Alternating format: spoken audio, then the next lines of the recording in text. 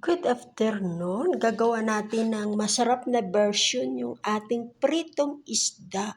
Lagyan natin sangkatutak na sibuyas at sangkatutak na kamatis at sangkatutak na bell pepper. Ayan, meron na tayong mainit na mantika. Hindi pa masyado. Half cook lang natin yung sibuyas para crunchy. Lagyan na natin yung ating kamatis.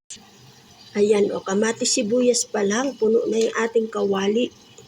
At lagyan natin ng black pepper powder, chili powder, at saka salt.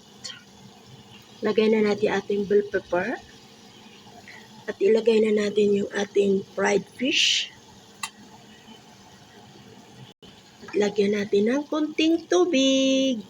Yun, Ayan, nasa ilalim na yung ating fish. At saka ang sarap nito, promise. Okay, thank you for watching. And thank you guys sa food. See you next video. Bye!